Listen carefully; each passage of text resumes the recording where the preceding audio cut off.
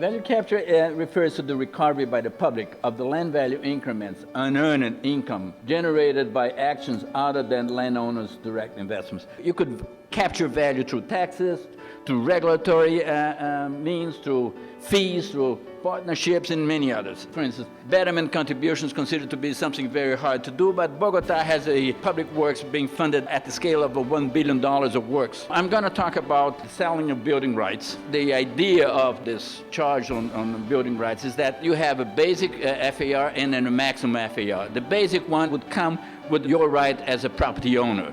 The maximum is what the city thinks that the infrastructure can support. CPACs are certificates of additional development potential. It's a bond issued by the municipality. It's sold electronically in auctions in the São Paulo stock market. So it's a bond that the city issues. São Paulo has about 16 that is being planned for the city. In 2 of them, the city collected $2.5 billion.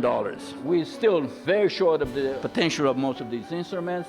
Yeah, they're relevant, but if you compare with the investment capacity that the municipality has, it's quite a bit. The research that I've done of looking at ways to finance public transport and housing using value capture principles, it's pretty clear you have to have a lot of traffic congestion, so there really are benefits of living and shopping and working near transit. You've got to have a strong, buoyant real estate market in these kind of station areas where you can capture value. So the very places where we need to create great, affordable, inclusive communities, it isn't necessarily the sort of cure-all. How do we begin to create employment centers? How do we create communities that are inclusive, that are mixed income, that are below market rate housing? The city I have studied the most that does this very well is Hong Kong. They come in early before they've really kind of laid out the plans of where they're going to go, and they start assembling real estate at sort of pre-rail prices. You know what's going on in Inglewood, and I want to use it as a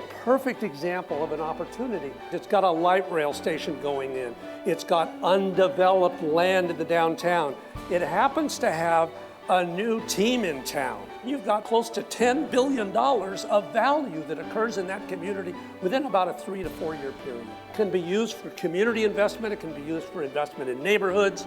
Can be used for a variety of purposes. A lot of our concern about benefits and public resources not flowing into communities of need can be traced in part to the fact that we don't have a financing instrument that builds a nexus between the value that's accruing into land and the way that we can fund programs. The existence of an updated general plan and specific plan so that the community understands what investments it's going to make in economic development will then bring more value.